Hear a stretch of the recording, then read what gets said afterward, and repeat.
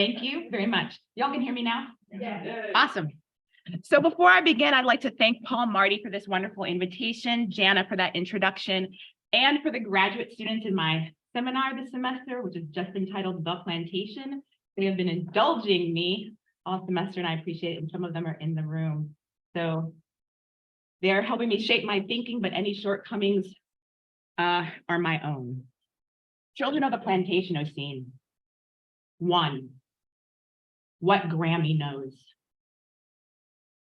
My 94-year-old Grammy insists our people come from Virginia, and but maybe Georgia too, and but maybe all one word. It is the ambiguity of our afterlives, indicative of migrations great and small. From somewhere to Roanoke, Virginia, from somewhere to Whitesville, Georgia, and but maybe West Virginia, and but maybe is a dislocation and an unknowing, shaping the contours of Black Americanness and its complicated relationship to ideas of home. And I'm getting a little emotional because my Grammy's actually on the Zoom right now. Hi, Grammy. As Nanny told Janie in Zora Neale Hurston's Their Eyes Were Watching God, you know, honey, us colored folks is branches without roots, and that makes things come round in queer ways. Erasure, shame, violence, anger, myth, and amnesia conspire to make strangers, as Saidiya Hartman claims in Lose Your Mother. Others might call us orphans.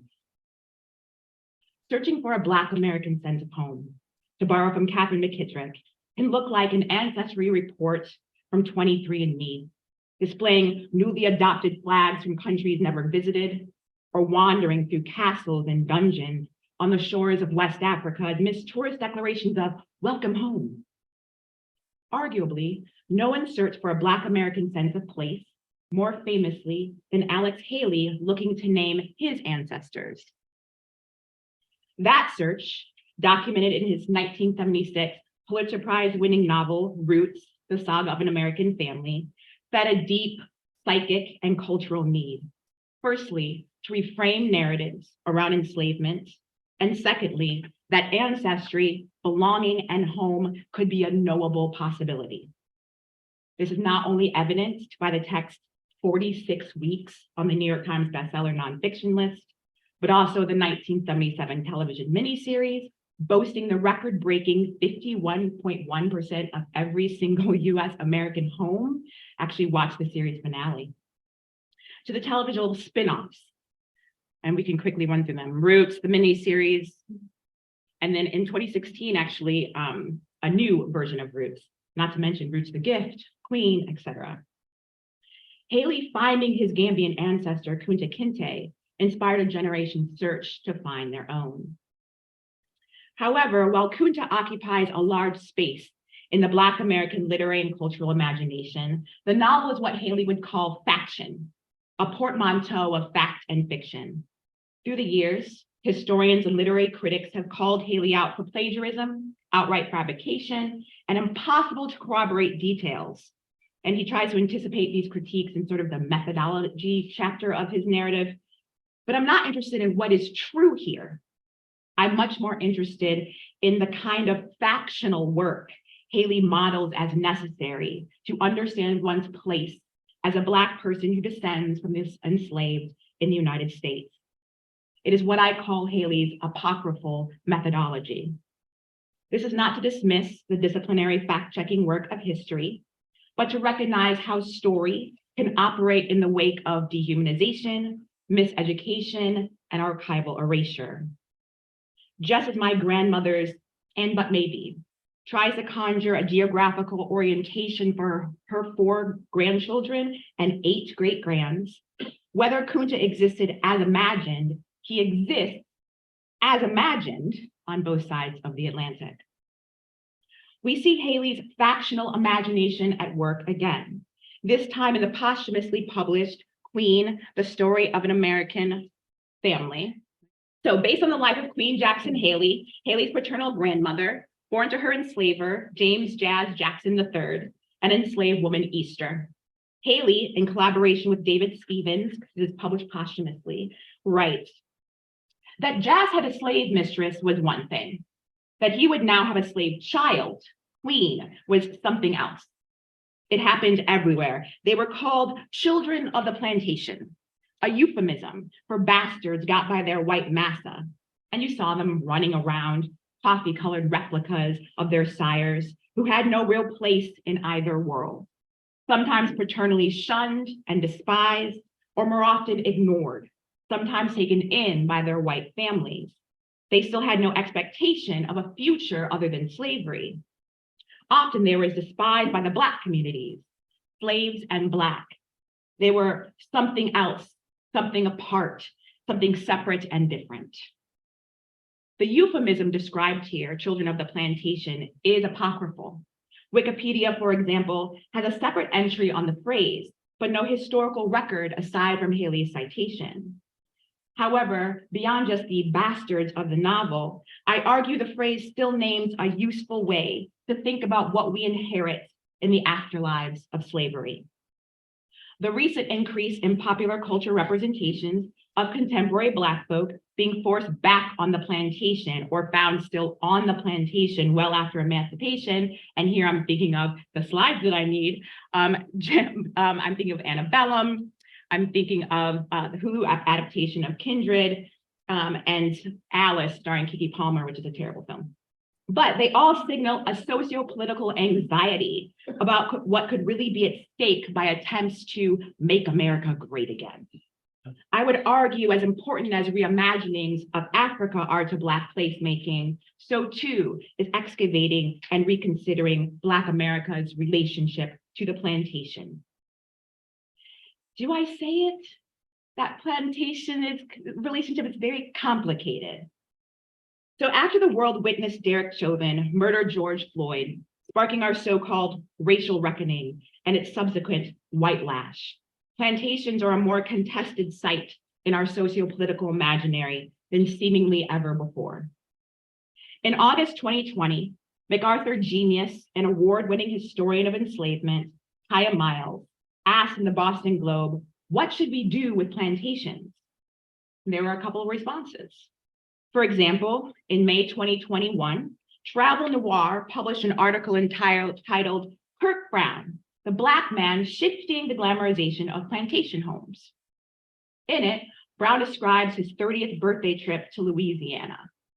I wanted to dig deeper into plantation culture. It's almost like the ancestors were speaking to me. I challenge other Black American travelers to visit at least one plantation home, to just absorb it and get a feel of your history. Travel Noir fam, have you ever visited a plantation? To that invitation, and I'm sorry, that Twitter went wild, right? Against this idea. And so to that invitation, at Jelani James 5 tweeted a more emphatic RSVP, that he'd rather burn them down. With similar resentments, our artist and actor Jill Scott went on a plantation tour during summer 2020 while filming on location. And she kind of stomachs, okay, we got it. She kind of stomachs this kind of nostalgic, gross tour until she finally kind of takes things into her own hands, and I will let her tell it. We get back downstairs and, I forgot about the, what do you call them, slop jars? And the lady shows us a picture and a bunch of pictures on the wall, and she said, notice how no one really smiled back then. And I looked at those faces. And I was like, wait, this, and take my own little trip. So I did. And I don't know what happened, but somebody long this.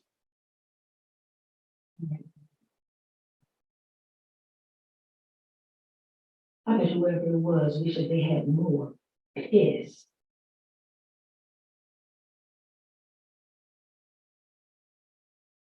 They make these places into bed and breakfast. That people come from around the world to stay. They offered me the slave quarters. Oh, it's remodeled, it's beautiful.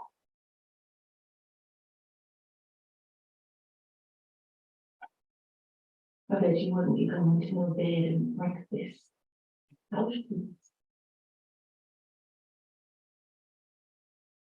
Protest by PP. Jill's anger is a valid response to the nostalgia and miseducation operating at the site she visited. And what she described is pretty typical. And I'm saying that as someone who's been to but roughly 15 to 20 plantation tours just in 2022 alone. Most plantation museums still venerate whiteness at the downplaying or outright erasure of the Black folk who built the cherished big house. As they protect the furniture, writing myths about their own inheritance, who protects the memories of the people who lived and labored in those now beautifully gentrified cabins? This disregard prompts us to consider Christina Sharp's question in The Wake on Blackness and Being. What does it mean to defend the dead? Understanding the tangled affective registers of anger, grief, and shame animated at these sites for descendants of the enslaved, Sharp begins to answer that question, insisting that defending the real, fictive, and socially dead requires an uncovering of the remaining present and presence of the histories of slavery on contemporary Black life. How does one memorialize chattel slavery and its afterlives, which are unfolding still? She asks. Her answer is a theorization of the afterlives of slavery through the promiscuous metaphor of the wake. For Sharp, the wake includes the keeping watch with the dead, the path of a ship, a consequence of something, in the line of flight in our sight, awakening, and consciousness. Through the wake, Sharp contextualizes the sobering fact of Black life in the United States, that the project of emancipation is unfinished, and in the unfolding of afterlives and aftermaths, Sharp asks we acknowledge our unfreedom and engage what she calls wake work. Wake work acknowledges the precarity of freedom in this country while insisting it can and should be a practice. And this is a practice, and I would insist, and not a theoretical exercise.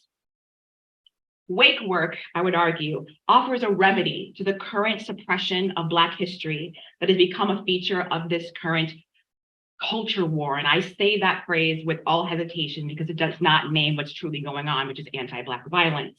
And it's this state's accompanying wars on women, on queer and trans folks, on immigrants, on teachers, on students, and the very notion of education itself. So when Sharp asks, how do we defend the dead? The import of wake work in this moment becomes clear, because attacks on the dead become attacks on the living. 2, what we think we know. It is not just what we inherit then, but also what we create and sustain. In Anthropocene, Capitalocene, Plantationcene, a manifesto for ecological justice in an age of global crises, Janae Davis and her co-authors use Black geographies to unsettle the Anthropocene and its Eurocentric discourse. They suggest, quote, the spatial history of the plantation is central to understanding the nature of power in the modern world, defined by monocropping, racial hierarchies, extractive capitalism, and attempts to shape the natural world through coercion and control.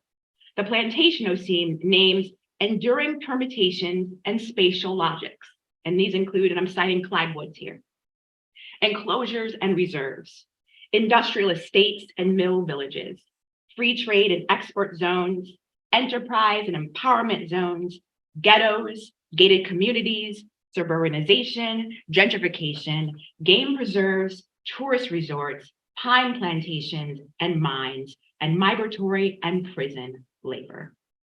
The Sharpian unfolding still. So, as children of the Plantationcene, how do you defend the dead? 3, what the prophets know. No one defends the dead like Saint Toni Morrison. Her lyrical novel, A Mercy, Published in the most racial, not post-racial moment of 2008, prefigures the epoch we are calling the Plantationcene, but the signs of its emergence abound throughout the text. It is set in a late 17th century world Morrison describes as a mess. The 1705 Virginia slave codes aimed to tidy through acts of dominion and domination. At the center of the novel, typifying that mess, was something akin to, but not quite, a small family, a mismatched brood, all with different investments in and understanding of this American wilderness, including Jacob Vark, an Anglo-Dutch trader tempted by the status afforded by the promises of property, along with his contractually negotiated bride, Rebecca; Lena, a native woman bought by Jacob; Sorrow, a red-headed white girl most consider strange; and Florence, a Black girl offered to Jacob as payment for a debt. Florence opens the novel with a reassurance. Don't be afraid.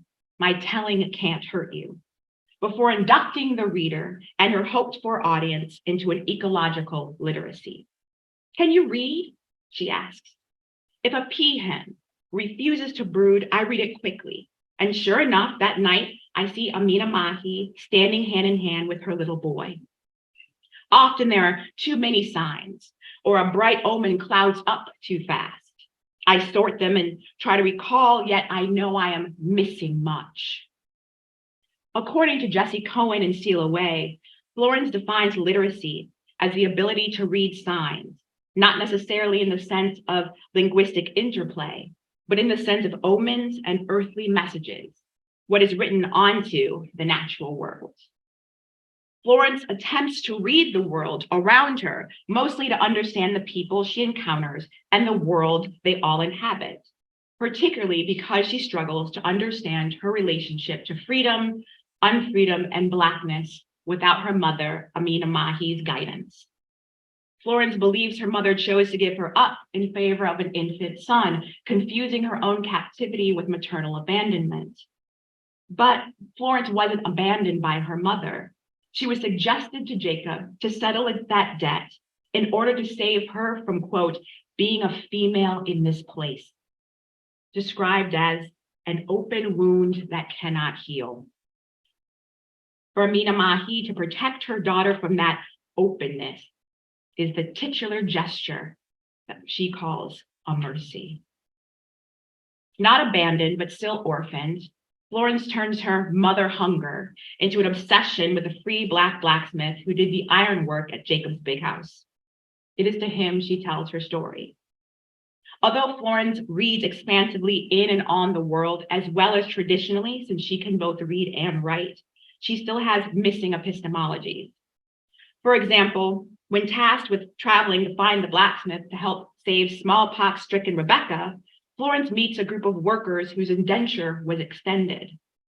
Quote, they are certain their years of debt are over, but the master says no, Florence ponders. I don't understand why they are sad. Everyone has to work. Without a language for not just race, but power, Florence cannot distinguish here between forced labor and that of someone like her blacksmith, just as she can't quite place herself in this burgeoning racial hierarchy.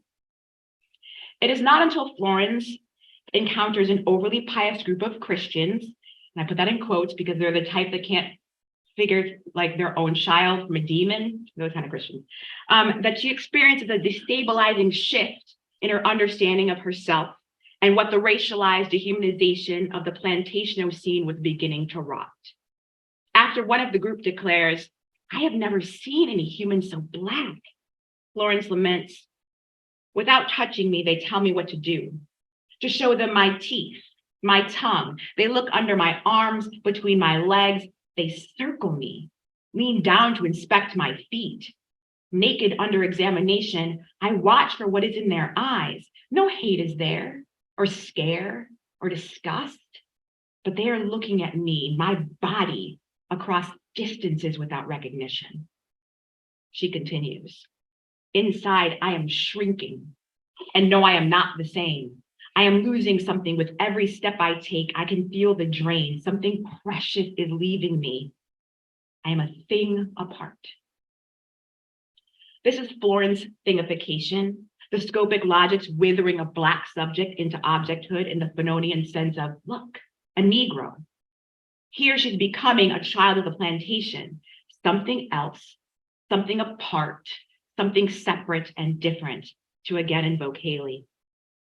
And although the ones who investigate Florence for evidence of humanity don't have a full articulation of race either, they already know how to perform a choreography of difference. As Florence reckons with what she describes as her shrinking, I linger with her here because of how she can help us imagine and reimagine the legacies of the plantation, particularly for Black America, at the very moment it is sharpening into legibility. For example, wistful for the blacksmith, Florence lauds his skill. Your ironwork is wondrous to see, she marvels. The glory of shaping metal, your father doing it and his father before him, back and back for 1,000 years, your work in the world is strong and beautiful. When Florence heaps her adoration on the blacksmith, she urges us to reframe our relationship to the generations of Black artisans, free and not, who labored to create these plantation landscapes. From agricultural and structural engineering to ironwork, child rearing, masonry, farming, brick making, carpentry, cooking, baking, I could go on and on. The truth behind plantation labor is one of expertise and craftsmanship. Some of those skills were newly acquired. Some were forced, and so others were, like the blacksmiths, an inheritance. Florence, as our proto-Black American, did not learn to be ashamed of the kinds of work her people who looked like her were tasked to do. And since we can locate Florence in a moment before this current national myth-making, she was not burdened by the dizzying, demoralizing work of reconciling this country's promise of equality with not just its hypocrisy and failure to achieve them, but its gaslighting insistence that no such reconciliation is even necessary. Although most plantations are steeped in bygone era nostalgia and lost cause ideologies like the one Jill Scott pissed in, Florence instructs us to think about the generational legacies of Black makers, recovering the plantation as a site of Black creativity, imagination, and placemaking. Let me be clear. I am not being either romantic or nostalgic about the plantation. It is still a site of violence, of terror, of extractive labor. In this country, romance sedates and nostalgia kills. That's not what I'm doing here. Florence is not the only character in the novel helping us see our present differently. Similarly, her maternal substitute, Lena, the indigenous woman purchased by Jacob after the bioterrorism of smallpox destroys her tribe, is trying to understand her place in a world upturned by dispossession. Lena makes difference a vocabulary of geography, so people are either a Europe or not Europe in her estimation. Both Lena and Florence offer Black and indigenous ways of knowing and critique. And for Lena, that critique begins with a prophecy. Morrison writes, the Europes would come with languages that sounded like dog bark, with a childish hunger for animal fur. They would forever fence land, ship whole trees to faraway countries, take any woman for quick pleasure, ruin soil, befoul sacred places, and worship a dull, unimaginative God. They let their hogs browse the ocean shore, turning it into dunes of sand where nothing green can ever grow again. Cut loose from the earth's soul, they insisted on purchase of its soil, and like all orphans, they were insatiable. It was their destiny to chew up the world and spit out a horribleness that would destroy all primary people. Here, Lena understands a central aspect of the Plantationcene's critique of Anthropocene discourse, that not what everyone is equally responsible for the horribleness of this chewed world. We never shaped the world, Lena tells Florence. The world shapes us. Thanks to Helena for this. That we is instructive, a pronoun indexing who will eventually become the global South, a recognition that there are those who plunder and those plundered, that we don't all have the same appetite and we don't all have the same bite. Or, as Davis et al. Write, the Anthropocene is clearly not the product of human nature or humanity as a whole, but rather interrelated historical processes set in motion by a small minority. This privileged cadre provided the preconditions for the development of global capitalism through processes of settler colonialism and enslavement, organized and rationalized by racism. Lena's insight comes from watching Jacob, who Florence and Lena call Sir, reach desperately for dominion. When Mercy brought Sir and Florence together, Jacob glimpsed Jubileo, the kind of big house still dominating our current plantation imaginaries. Jacob had never seen anything like Jubileo, seduced by what a big house meant in the late 17th century and anticipating what it still means now. Sir, according to Lena, was a hurricane of activity, laboring to bring nature under his control. However, for all of Jacob's striving, he never moved into that dreamt-for big house, but in Morrisonian fashion, his ghost did. And as Jacob haunts the edifice of his own ambition, Florence haunts as well. 4, what Florence knows. Towards the end of the novel, readers discover what Florence leaves behind. Using a nail, she has carved each of her 6 first-person narratives woven throughout the otherwise third-person text into the floor and the walls of one of Jacob's empty rooms in the big house. Morrison writes, "These words cover the floor. From now on, you will stand to hear me." She's writing to the blacksmith, but then remembers he can't read. Rather than be deterred by his illiteracy, she continues to mark the wall with her words, creating what she calls the talking room. While Florence never had the full vocabulary to articulate her racialized experience of Black captive girlhood, she instinctively knew her story was valuable and worth preserving just as much as the house itself.